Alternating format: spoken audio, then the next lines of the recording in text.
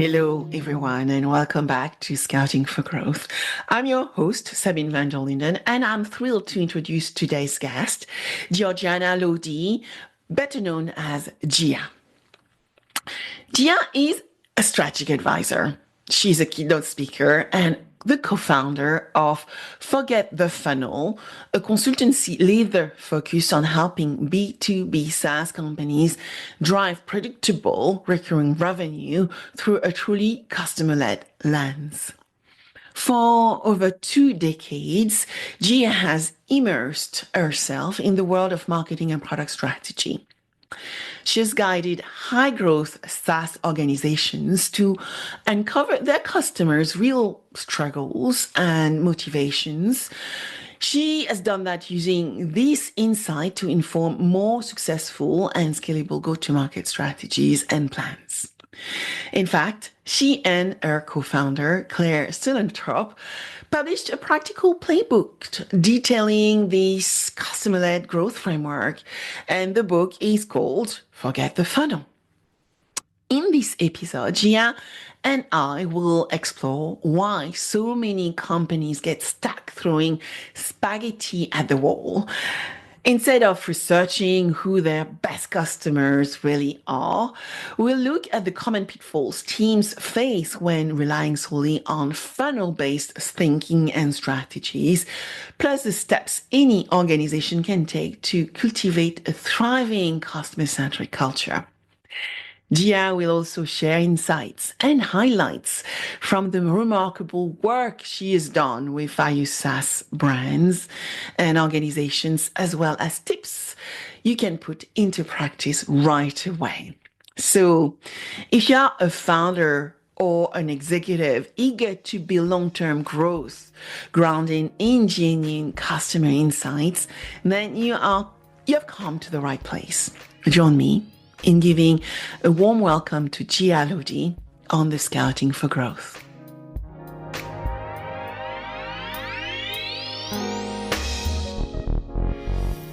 Hi, Gia. Lovely to have you on the Scouting for Growth podcast. Thank you so much for joining me today.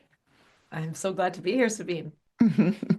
So let's get started. I think a lot of our listeners would want to hear about your backstory, right? How you became so passionate about customer-led growth. And I do believe that customer-led growth is so important. Once upon a time, probably 10 years ago, we are talking about the customer of one. Even then, I was at business school learning about, how to treat customer right. But what experiences led you to say, we need to forget the funnel? Yes. That has definitely been a big theme of my professional career, certainly. And I think it probably started very early on, where I started to realize if we orient around the customer, it's going to be easier to make all kinds of decisions. And that seemed quite obvious to me, even when I was in my 20s, when I was working in retail for my father's business. For years, I was there for about 8 years, and I remember this sort of centering around the customer and trying to make decisions through that lens and encourage people to make decisions through that lens. But really, it became sort of my center for gravity of how I think about marketing a little later on. So I worked in my father's business for years. I was in the retail space. And then I moved into digital marketing, worked at an agency for a little while. And then eventually I started freelancing, doing digital marketing for small businesses, which is ultimately what I was doing in both of my previous roles. But I decided I'm going to go out on my own. But when I went in-house, actually, after a couple of years of freelancing in digital marketing, I went in-house working for a largely marketing-led tech company.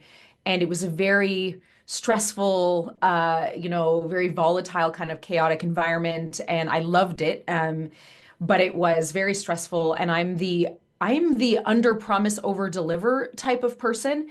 And so I found it very stressful because I felt like I was constantly playing catch up. But I had a sort of eureka moment. And it was in 2013, actually, when I was in San Francisco for a conference. A friend of mine Lenny Rachitsky, who's quite well known in the product space now, his startup had been acquired by Airbnb about a year before, and he was living in San Francisco. And so he invited me to the Airbnb headquarters. And when I was there, I was down where the product team works, which was like kind of messy desks everywhere.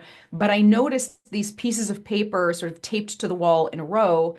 And when I went to approach them to see what they were this, it was a representation of the customer journey, the Airbnb customer journey, but it was not like any customer journey I'd seen before. I was very accustomed at the time to life cycle customer journeys with, MQL and SQL and PQL started to be a thing at that time too, but very transactional. This one was not transactional. It was very experiential. It was very much through the lens of the customer. And I had this light bulb moment that sort of connected all those dots with, past me. And I realized that we should be operationalizing around the customer experience. Why would we not do that? Why are we so obsessed with these transactional moments? And so we went back to the head office. I went back to my day job, and the head of customer success, myself, the head of marketing, and the head of product and co-founder, we drafted up our own customer experience map through the lens of the customer. And in the next 2 years, we grew revenue 900%. And because we had sort of aligned the team and the company, I'm not going to say it's all because of this customer journey, that would be a little bit silly, but what it really facilitated was a lot more streamlined conversation, more alignment, more understanding cross-departmentally. The conversations I was having with my CTO were so much easier. We all sort of it gave us a tool and shared language for operationalizing around that customer experience. And so that was really my I'm never going back. I have to think about the customer experience through this lens. And that was sort of the genesis of customer-led growth, and forget the funnel at the end of the day. So what is interesting is when actually we listen to your experience, it's that, when we looked at old-fashioned marketing, you said MQL and SQL, right? It's all about us wanting to sell something into an organization. You actually turn this upside down and looking at the customer universe and the moment of truth, and then actually provide, I guess, product services, engagement, value at those moments of truth. So Yeah. many people believe the classic marketing funnel, right? It's still the go-to market, the go-to framework. But what Mhm. you are saying is changing. It actually Mhm. has its limitations. So when you look at who you're working with, I assume B2B, I'm in the B2B space as well, Gia. Mhm. What is the new world we are dealing with?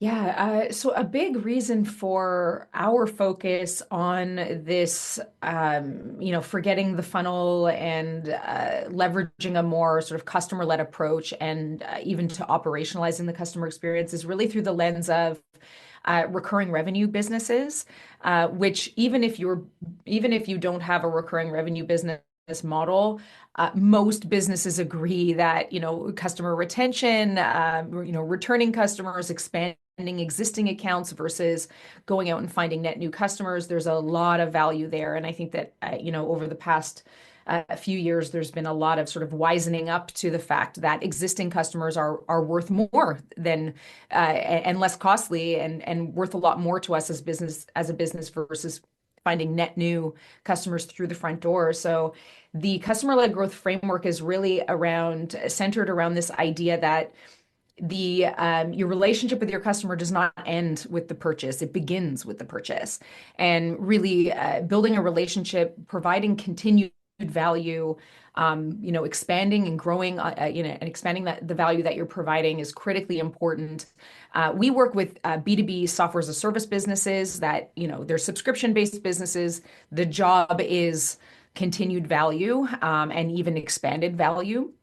And so that's the type of company that we focus on. But I've received lots of feedback since developing the framework and writing the book about the framework, that this serves all types of businesses very, very well, not just, recurring revenue businesses. So I think the cost of acquisition increasing, a ton over the last few years. Ads are a lot less effective than they used to be. Markets are much more saturated. Many companies come to us and where 5 years ago they weren't dealing with a saturated market. Now they're in a totally commoditized market. And so standing out in that market, continuing to provide value and high retention, high LTV to their customers is sort of a matter of, survival, not just makes good business sense, but literally what the market sort of requires at this point because of all these changes in the market recently. And Mhm. even that's even exacerbated with AI and all kinds, especially in the software space and the tool space. There's markets are, if they have not already become commoditized, pretty well every market is going to be commoditized relatively soon, particularly in software. Yeah, no, it's coming our way. But so Hmm. you co-founded Forget the Funnel with Claire, Hmm. and it would be Yep. great if you can give us a little bit more insight about Claire as well. Yeah. But how did you Yeah. decide to partner, right, to put this project together? What Mhm. complementary skills you guys or you girls have Mhm. which made that project a real great success? Yeah. So thank you for asking that question because that is really where customer-led growth, like I mentioned the story of where the genesis, but really it took off when Claire and I combined our sort of superpowers. And Claire's background was much more on the research side of things. So in the few years prior to her and I meeting, she had gotten onto the jobs to be done approach. So for anybody who's not familiar with jobs to be done, it's basically the belief that customers are they're not buying your product, they're buying, they're hiring your solution to do a job for them. And a lot of it is about understanding customer context. And Bob Mesta, who's one of the original co-architects of the Jobs to be Done framework, along with Clay Christensen, which some listeners might be familiar with those names. Claire sort of studied under Bob of the Jobs to be Done approach, and when I met her in a honestly, it was on social media. We sort of connected in a community for women in tech when we had both sort of left our in-house roles. And what we realized was that we were aligned, very sort of philosophically very aligned in terms of how we help companies grow. But our backgrounds, one in customer research and the other in very, strategic high level, those two things just and the customer experience mapping, those two things melded together was just like the perfect combination for us to really develop this framework. And then that's where the framework came from. It was a course first, then it was a book, but we always had Forget the Funnel as a collaborative project together since 2017, actually. Yeah, well, Magic Mm, 2017. And so both of you, mm, found the best way to to get closer to the customer. But, job to be done, Alex Alston Water, as a strategist, it's definitely one of the framework we use as well mm, in our team and with our clients, because actually the nice thing is you end up focusing on really what matters. So looking at both of you emphasis on mm. research, right, analysis, Yep. qualitative research to uncover what the customer truly needs, where there are the struggles, we call them sometimes motivation, but also moment of truth. What step Mhm, should teams take to run effective, rapid customer research review, mhm. get the insight they need to actually make the Yeah. right decisions? Yeah, I love how you framed that question because customer research is often equated with long, drawn out projects that are very costly, that, leave you with more questions than answers. There's a lot of resistance when we use the term customer research, so we use it lightly. We tend to talk more about customer insight. So I'm glad that you framed it the way you did because that's definitely what we advocate for is very targeted sort of streamlined and very, intentional style research. And Jobs to be Done is just a total masterclass in how to get that done. And one of the beautiful things about Jobs to be Done is that you can conduct just 10 to 12 customer interviews. And even just from that limited amount of conversations, again, they have to be well run. It's got to be very targeted and Generally we recommend bringing in the professionals to make sure that 10 to 12 is enough. But even just those 10 to 12 conversations, you will start to see really meaningful patterns emerge. And you will reach a point at which, the researchers call it like pattern saturation, where like you don't actually need to run more conversations because the patterns will stop showing up. And then eventually you'll say, okay, I've got this is a great representation of our customer base, and I'm not seeing anything new show up. And then you're in a position where from those, even 10 to 12 conversations, you're in a position to be able to identify the sort of what leads somebody to seek you out. And sometimes when we're working with teams, we will identify, in general, you'll identify about 3 to 5 jobs to be done in a set of about 10 to 12 interviews. And at that point, you're in a really great position to maybe eliminate some of the customers and simplify and have a sort of get the reality check that not all customers are created equally, and you shouldn't actually be trying to serve all of these customers, and narrowing your focus on who really, really cares about the problem that you solve, has a high willingness to pay, deeply understands the value in what you provide, and would sing your praises from the mountaintops. Like those are the customers that you're looking to focus on. If you can identify the jobs to be done in those conversations that really speak to that, and you focus on those customers, you'll be in a way better position to do all kinds of things downstream. But really, I would say that 10 to 12 conversations is really what you need. That's the basis for the research. But I will say there's some nuance there. Who you reach out to for those interviews needs to be well considered. If you're in a market where you've got many thousands of customers, maybe you're in a more commoditized market, or you've got a lower ACV sort of offering, and you've got a few thousand or we work with teams that have a few 100,000 customers, you're really going to want to start with qualitative surveys to help with that segmentation and pre-qualify for interviews, because not all customers are created equally. So who you reach out to learn from is really important. But again, those 10 to 12 conversations can get you, it never ceases to amaze me how much you can learn with just that many conversations. Yeah. I ran, so with Alex Water, he used to come to London, and we used to do this job to be done. And we had to run into the street, go and interview, as you said, 10 to 12 people, and then come back. A little bit of a marathon, a little bit of a on around customer data. And then, within the same session, we can actually identify some patterns. So and you already highlighted that, Gia, that not every customers are equally created, right? They are not equal. So therefore, eliminating customer that doesn't fit the segment is very critical for any business. And small businesses are uncomfortable doing this, Yes. right? Every customer is important. And so finding the right balance around really narrowing that value position and really identifying who we should care for is not easy. So Yes.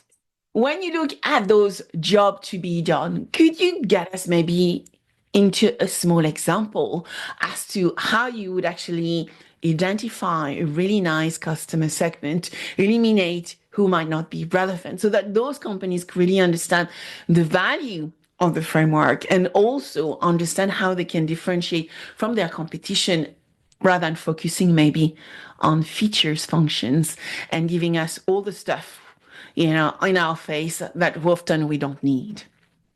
Yes. Oh, wow. There's a few different directions I can go to in answering that question.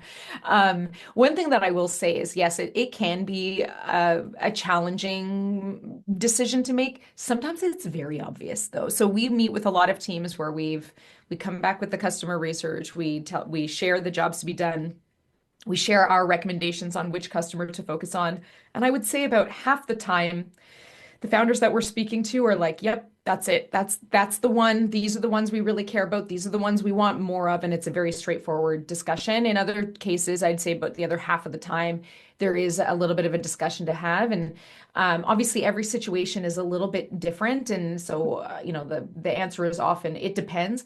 But what I do say to some teams that are a little bit more reluctant to sort of eliminating a group of customers is that if they really do believe that they are a high value group of customers, we could focus on them next. So in other words, start with that best customer, an agreement on who is going to be the priority top customer, and then move forward through the process with them. So develop messaging for them, map their customer experience, identify KPIs. What is that?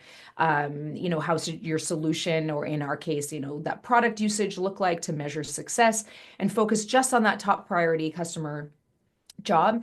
And then if after you've gone through that exercise and optimized for those things, you think you'd still like to address another segment, that other job to be done, then do the exercise again, but develop slightly different messaging that's more appropriate for their context, the problem that they experience, the solutions they're comparing you to, what your competitive, advantages are. All of those things are really important. To ensuring that your messaging and that your customer experience is really going to land and be effective. Because if you move forward with all of these groups of customers and treat all customers as equal, your messaging is going to suffer, and you're going to sound like everybody else, and you're not going to stand out in the market. And again, it is a very, very competitive market right now. In most cases, most companies are feeling like they really need to do a better job of differentiating and standing out in very crowded markets and commoditized markets. So, if you do this exercise and then you don't focus on one, the exercise will have been for nothing, because you're going to continue to try to please everyone in your messaging and in your go-to-market and in your marketing and in your customer experience. So I would highly, highly recommend, that's the thing I always try to center people back to, that focusing on the job to be done, focusing on the context of customers is what's going to help you be a lot more effective, and also help your team make better decisions. Because that's the other thing that happens too, is your team is not enabled to make really smart decisions because they're focused on everybody and they're doing too many things at once and they can't prioritize. And in terms of what you do sort of next and how you bring it to market, there's a couple different directions to go. We like to map the customer experience and identify the sort of leaps of faith in the customer's relationship, because we've got this documentary-like understanding of their experience with us, because we've done that jobs to be done research. So then we're in a position to be able to say, okay, this is the end-to-end customer experience, the ideal customer experience. These are these amazing customers. And so we can map their experience, identify the KPIs, and then figure out what are the most appropriate, highly resonant, highest converting, experiences we can possibly provide for them. And so, would you see a difference whether you would be dealing with maybe an early stage company versus a more mature, established company? Can we actually apply, even though we are in the same sector, right? But we are growing. Are the job different? Do they stay the same? That's a good question. So the customer jobs are always specific to the company that we work with. What I would say though is that earlier stage companies, typically we're recommending that they focus on one customer job to be done, one main customer segment. Just because they're earlier, they need to penetrate that market and make sure that they get that provide that very I'm not going to say personalized, because I'm not talking about personalization here necessarily, but the most resonant experience for a small set of customers. Versus more mature companies, they're definitely willing to go in a couple of different directions at the same time, because they've got they have the resources and the team to execute on that. So we've definitely worked at both ends of the spectrum, and at the larger end of the spectrum, we might be working with different teams. So we'll do this customer research, and we may do it based on different segments. There's a lot of ways of slicing and dicing this, right? So if a team sells to both, mid-market and SMB, well, then we would split our efforts basically. And in the SMB market, we would conduct those interviews, we would map the customer experience. And then we would do it separately on the SMB side, because they've got on the mid-market or, up-market side, because there's more people involved in the purchase process. The customer experience needs to be different. You need different types of messaging for different people at different times.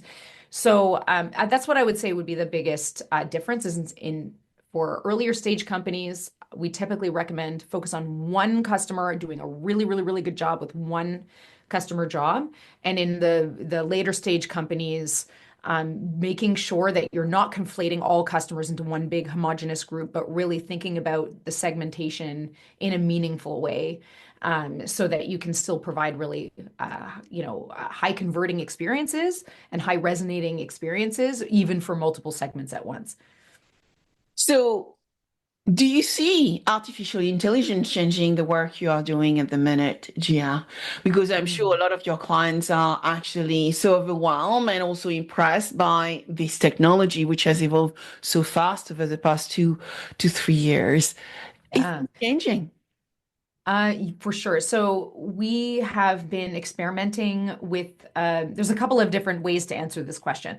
So one of them is through the lens of research and how we conduct research, how we analyze research, internally, like behind the scenes, how we are leveraging AI. And I could talk about that at length. We've been experimenting with that for 2 years. I actually posted I did a podcast episode on some of the experiments, like do's and don'ts for AI for research.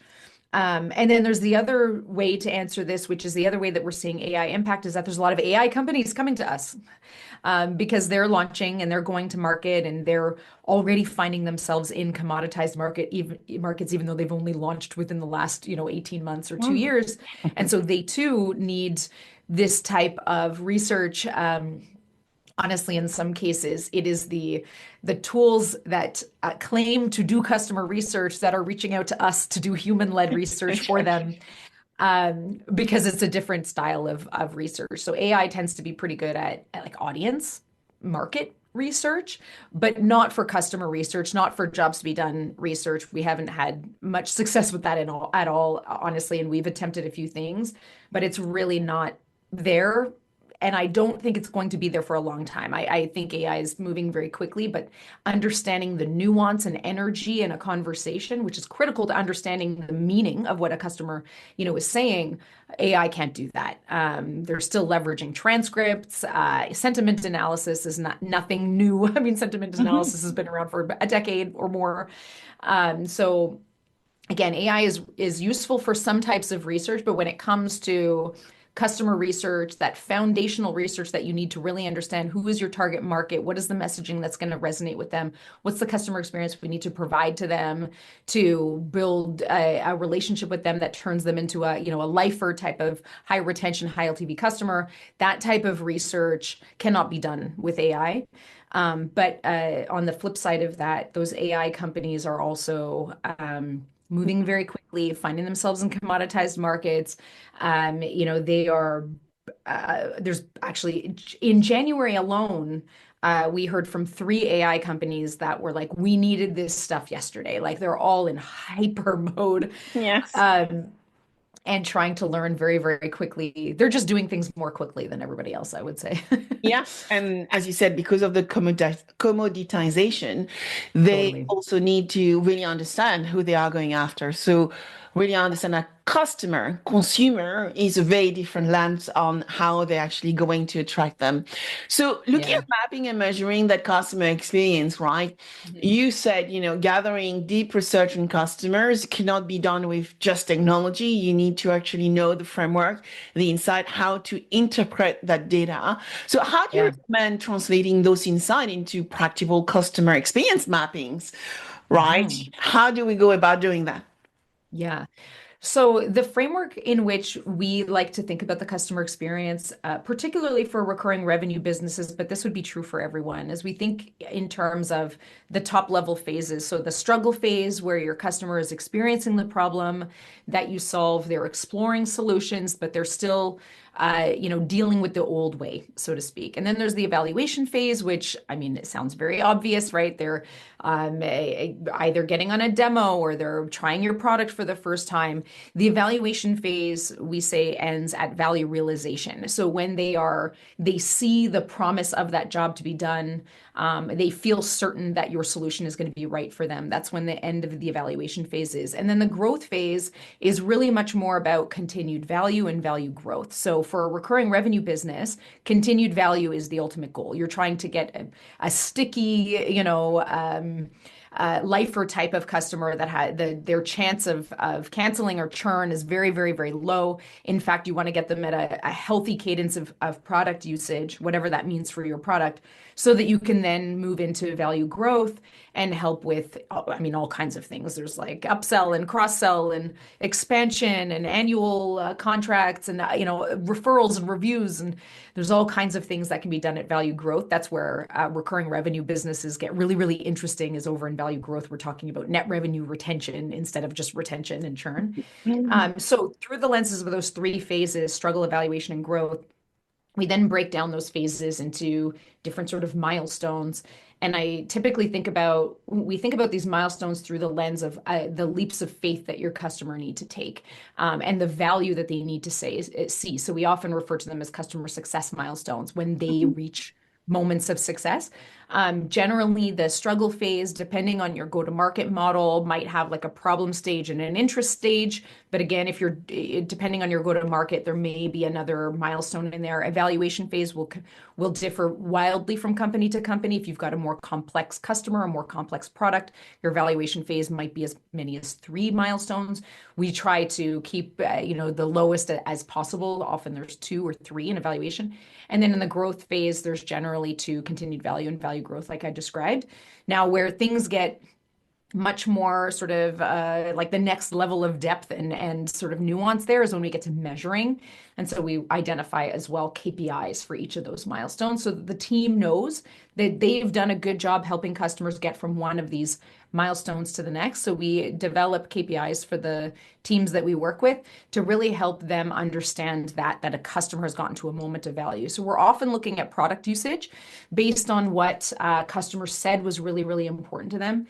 We use an exercise that we call value mapping, which basically takes customers said really mattered to them, and we map it to the specific parts of the product that deliver that value. And because we've done that value mapping, we can then say what those KPIs, not only what experience they should be, experiencing, and what parts of your solution you should be demonstrating to them in what order, but also how we measure our ability to help customers do that. So that's how we do the customer experience mapping process. And then after that, we've got all kinds of opportunity to look at the current customer experience and see all of the ways that the current customer experience is out of alignment with that, better, ideal customer experience. And that's where we get into growth opportunities, and we workshop them. We do half-day workshops where we sit down with the leadership team and talk about all of that stuff. And that's where things really get fun, because then we get to see rubber hit the road at that point. Yeah, I can hear it before and after. I can see, maybe less happy and then happier because now we have Yes. clarity on the framework. So when we think about, we have been defining the value, right? And finding how we are going to start creating value. Now, moving to how we drive that value realization, that is key to move from trying user to customer consumer. So when we start looking at the KPI, which one should a founder watch out very closely when they're actually going through the different stages of this journey you just Yeah. described? Yeah, so this is a really fun process. It can get a little hairy, so we are often we never do this on our own. Like, we conduct the research, we do a product analysis, and we understand the team's goals. And even though we've got all of that information, this is definitely the type of decision that is best made with like the major sort of cross-functional people in the room. And so we do an exercise where we essentially reverse engineer the customer's experience. And we start with continued value, predominantly because, again, we're working with recurring revenue businesses. So we want to identify, based on what we learned about customers, based on what we know about the product and what the team knows about the product, again, in this case, software, we want to come up with a measure of success for that customer. And it is generally based on product usage and a frequency of that product usage. Now, that's not always the case, because sometimes we're working with teams where the product is actually a set and forget. And so if somebody's logging into the product, that is not an indication of a happy, healthy customer. That's an indication that something might be wrong. So there are exceptions to this rules. But in general, what we're looking for is a certain cadence of product usage that indicates that a customer is happy, healthy. The chance of their, attrition is very, very low. But we don't want it to be so high that if they fell out of that continued usage, that we wouldn't know that they were at risk of potentially churning. So we're striking a balance between, we know they're happy, healthy, so that we can then move them on to value growth, but also we're seeing that if they fall below a certain threshold, we can be proactive in our outreach. So a lot of what we do is actually helping teams identify KPIs that help us not only indicate that a customer's gotten to value, but also if they haven't gotten to that value, puts us in a position to be able to programmatically do a re-engagement campaign or some sort of win-back campaign, even programmatically, or I mean, human-led as well. But if you've got that measure, that it can be really, really helpful. It never ceases to amaze me that it's 2025 and software companies don't take advantage of the technology available to us. And product usage is one of those things where we can, we can actually trigger messaging based on product usage or lack thereof. So we reverse engineer that experience from continued value, because again, recurring revenue businesses live at recurring at that continued value being delivered on a month-to-month basis. And then we move backwards from there. We go, okay, if that's continued value, then what does value realization need to look like? And if that's what value realization needs to look like, what does first value look like? And there's a lot to say about that. We could spend probably an hour on that topic alone, but that's in general how we go for it. We move backwards from what that continued value measure would be. Yeah, I love your statement around technology. I was going to ask you, well, how is the technology really helping us then? When I look at value realization, value creation, and, being able to map back from customer to really understand where value is creating and therefore identifying probably lifetime value, is the technology helping us? And maybe if you have a story, actually, Gia, maybe if you have a story of a company you've worked with, if you can share maybe the before and after, the trajectory, the mapping, but also your view around where technology helps and maybe where it's not helping us right now. Yeah, I mean, I say it never ceases to amaze me because even the most advanced technology, we work with technology companies, and even them, they're like, so what logic do you use to send your onboarding emails? And I go, oh, day 1, day 5, day 7, day 14, day 30. I'm like, what It's very year is dangerous, but this? it's true. And it kind of blows my mind. Yes, a story. I mean, there's many examples, and actually, one of my goals for 2025 for Forget the Funnel, our business is to do a better job of telling those stories. Because we are sort of a strategic consultancy. So we're often equipping teams with a prioritized list of opportunities and then sending them off on their way. Sometimes we stay on and help them with some of the assets and messaging and things like that. But generally, we're sending them on their way. So to get the success stories really is dependent on the team, executing and implementing the recommendations that were made, which is the nature of this business, and I understand that. But we do have a few stories. So one of them I'm trying to think of what would be the best one to tell for your audience. A really straightforward one that could maybe help demonstrate. I've got two examples. One really helps demonstrate the value of doing this type of research to come up with more resonant messaging. And then another example that I have is more around identifying this like key feature that a team didn't realize was so important. So I don't know if one of those stands out more for you. Maybe the messaging one, because it's Yeah, maybe. I think that would be good, partly because Okay. timing. Yes, yes, yes. Timing early in the year, right? When you think earlier in the year, people are going for planning, and so therefore that could help them actually plan better. Totally. Yeah. So this is a really straightforward example. We were working with a marketing technology company that for years had been relying on marketing to grow. So they were prolific, lots of thought leadership, lots of articles and e-courses and e-books and ads, all the things at the front end of the customer experience to build awareness. And they had been doing a great job of it for many, many years, but eventually it stopped working. Hmm. They found themselves in a more commoditized market. Ads became more expensive.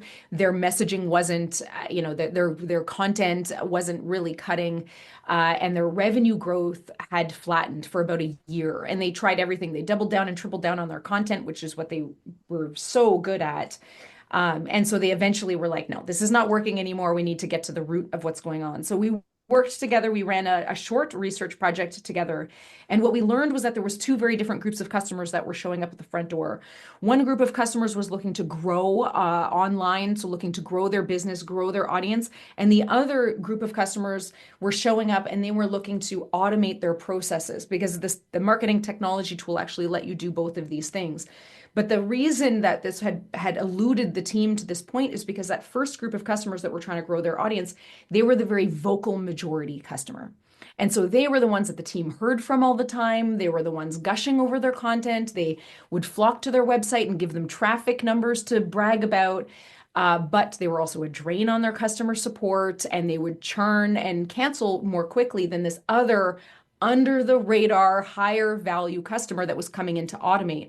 And so the team had been indexing for this first group of customers for years, and trying to strike the balance between the two. So what we did was we narrowed the focus of the positioning and the messaging for that second group of customers on their website. We updated their homepage, their features page, and their pricing page, and their website conversion rate increased 98%. But the best part of this story is that their trial to paid conversion rate also increased 40%, but we didn't touch anything off of the website. So not only were they bringing in more customers through the front door because of that higher website conversion rate, but they were a better fit as well for the solution. So that is a really straightforward example of how focusing on the customers that really understand the value that you provide, have a high willingness to pay, leaning into what actually matters to them, and wrapping your messaging and positioning around that customer can really have a high impact, even just updating 3 assets, 3 pages on the website. And so that was a really great it was a really great outcome, and the team was obviously really excited by that. And it only took about 2 months for the whole thing end to end. That's amazing. That's amazing. So, I mean, based on what you are saying, right, having the right framework, having the right processes, really thinking about the customer in terms of job to be done, and really starting mapping that value, those KPIs alongside that roadmap is critical for today's business. So, what would be your top tips for organization to get started on that journey? You know, daily decision making, right? Yeah. I mean, obviously, there's a lot of different contexts and a lot of different ways that teams are structured and how we make decisions. But the number one thing I would say is stop guessing. You don't need to be guessing about how to grow.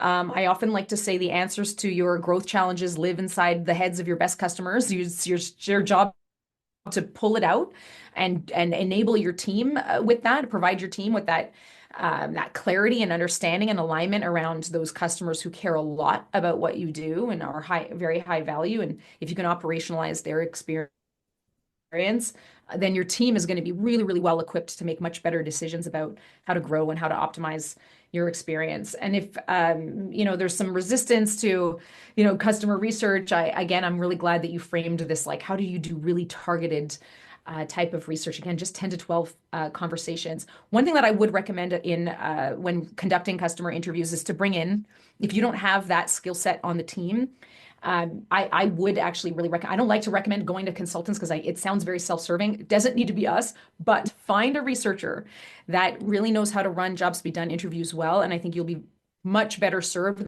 than trying to DIY it, because it is a skill. It's learnable, but it is a skill that can be a little bit more challenging if it's not something that comes naturally to you. So that would be my other recommendation. If you're willing to go this route, maybe consider bringing in a researcher. And so, you are talking about research and making sure you have the right skill in-house to get the job done. So, but as you scale, how do you start industrializing and embedding this type of framework in your day-to-day within the organization?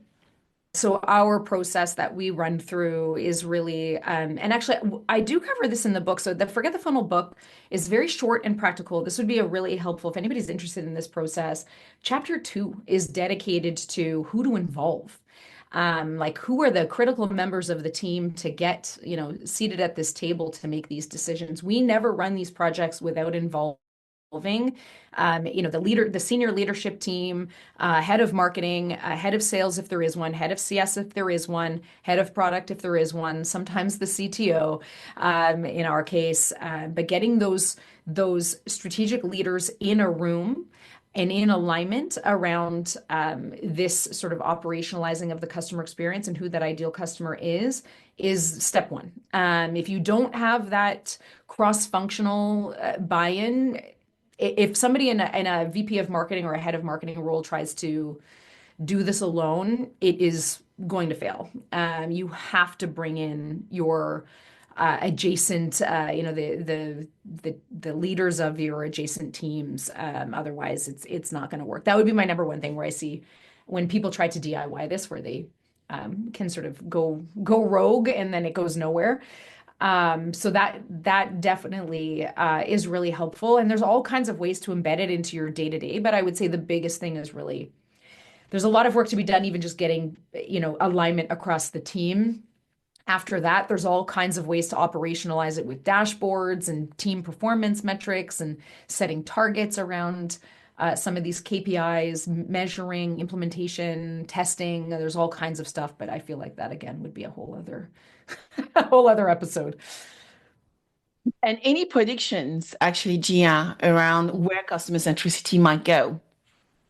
I think it's just going to become more fiercely needed, honestly, because of what we already talked about this. I think markets are becoming more and more commoditized.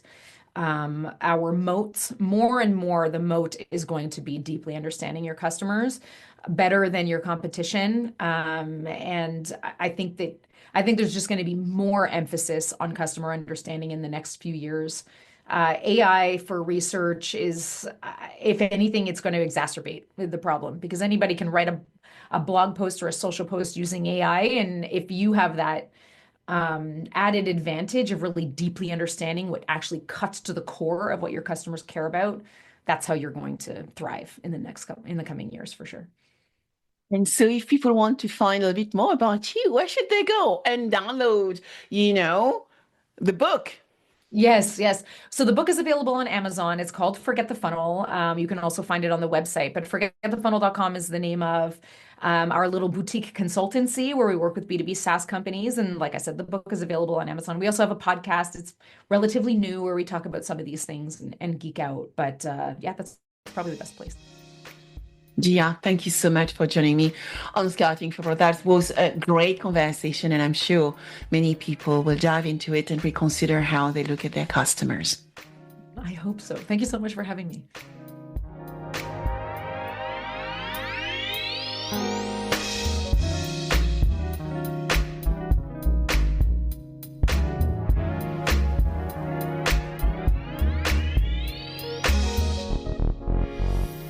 I hope you enjoyed this episode of Scouting for Growth. Please subscribe, share with friends, and leave a 5-star rating.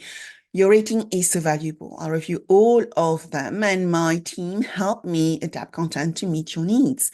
Also, connect with me on my preferred channels. I am a B2B growth expert, so you will find me on LinkedIn, Instagram, and Threads, and X as well as Blue Sky. All information available below. Until next, keep scouting for growth.